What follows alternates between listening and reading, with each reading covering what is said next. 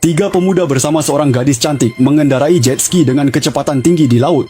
Agar lebih menantang dan memacu adrenalin, kedua jet ski itu dengan cepat berbalik arah. Kemudian setelah berhasil menjaga jarak yang cukup jauh satu sama lain, mereka mulai melaju dengan kecepatan tinggi dan saling mendekat ke arah satu sama lain, menciptakan sebuah adegan yang mendebarkan. Beberapa orang terlempar ke air akibat tabrakan. Satu jet ski rusak parah dan tenggelam, sementara satu orang cedera kaki. Untungnya yang lain tidak luka serius, dan mereka bersama menarik korban ke jet ski. Kaki si pirang patah tulang hingga kulitnya robek. Tampaknya dia harus segera dibawa ke rumah sakit untuk perawatan.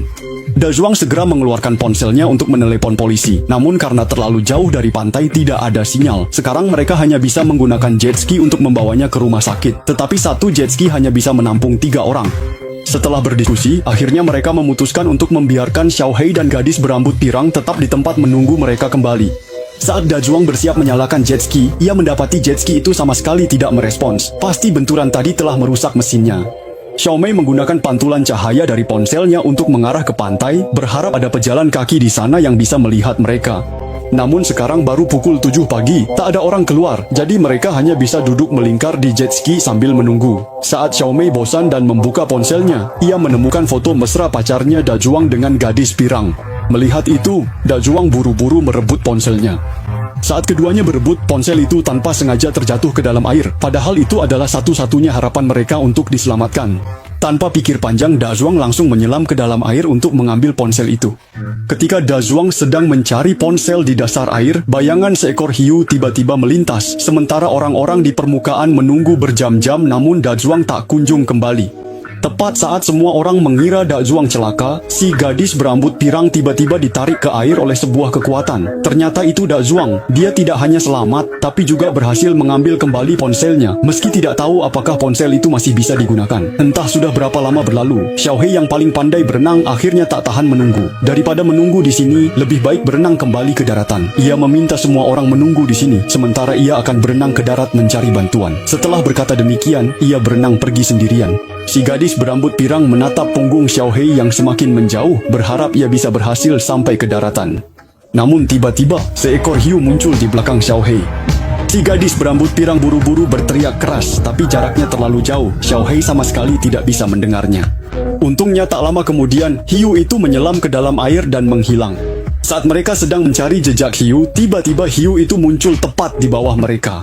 Dajuang ketakutan dan langsung memanjat ke atas jet ski, akibatnya jet ski pun miring dan semua orang terjatuh ke dalam air. Pada saat itu, hiu hanya mondar-mandir di bawah kaki mereka tanpa menyerang, sepertinya sedang memilih mangsa yang paling disukainya. Mereka semua panik dan berjuang sekuat tenaga di permukaan air, namun bau darah dari luka Huang Mao menarik perhatian hiu yang langsung menggigitnya dan menyeretnya ke dalam air. Sedangkan Xiaomei, karena rambutnya tersangkut pada jam tangan Huang Mao, ikut terseret ke laut bersama-sama.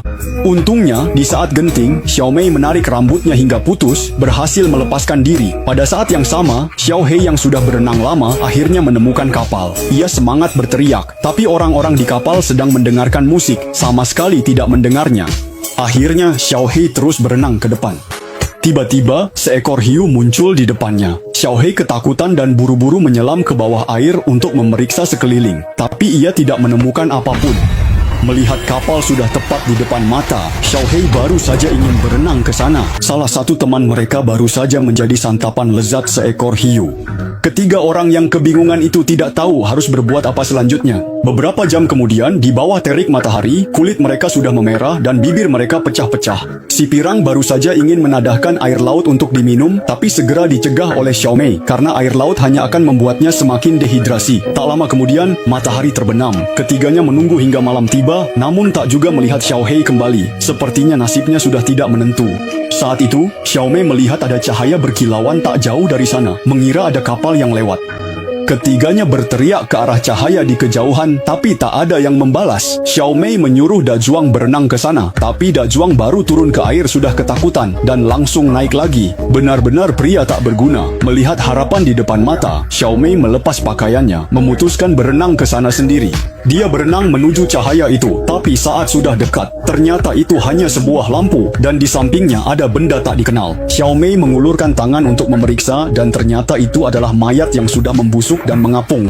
Xiaomei ketakutan, lalu kembali ke tempat semula. Keesokan harinya, mayat dan beberapa papan kayu terombang-ambing terbawa ombak. Xiaomei menahan mual, melepas jaket pelampung, lalu memakaikannya pada gadis pirang yang tidak bisa berenang. Setelah itu, ketiganya mengambil papan kayu dan menggunakannya sebagai dayung ke arah pantai. Tak tahu sudah berapa lama mendayung, ketiganya kelelahan dan kehabisan tenaga. Tiba-tiba, seekor hiu melompat dan menggigit kaki Dak Juang. Xiaomei menusukkan tongkat keras ke arah hiu, menyelamatkan Dak Juang. Melihat hiu itu berenang menjauh, Xiaomei segera membalut luka Dak Juang dengan pakaian. Sepertinya, jika ingin lolos dari mulut maut, mereka harus memperbaiki jet ski itu. Maka mereka membuka kursi untuk memeriksa mesin, tapi di dalamnya masih ada satu lapisan pelindung lagi, dan tanpa alat mereka tidak bisa membukanya. Saat itu, si gadis berambut pirang dengan ketakutan menyadari bahwa hiu itu muncul lagi, dan kali ini terus mengitari mereka dari dekat. Melihat hal itu, ketiganya menutup kembali kursi, lalu duduk di atas jet ski tanpa berani bergerak. Untungnya, tak lama kemudian, hiu itu menyelam dan menghilang. Ketiganya tegang mengamati ke segala arah, khawatir hiu itu akan menyerang tiba-tiba lagi. Tepat saat mereka mengira hiu itu sudah pergi, tiba-tiba hiu itu melompat dan menabrak jet ski hingga terbalik, membuat ketiganya tercebur ke dalam air. Air laut seketika berubah menjadi merah. Dak Juang berteriak minta tolong sekuat tenaga. Xiaomei lebih dulu naik ke jet ski, lalu menarik Dak Juang naik ke atas. Tepat saat Xiaomei bersiap menarik si gadis pirang naik ke atas,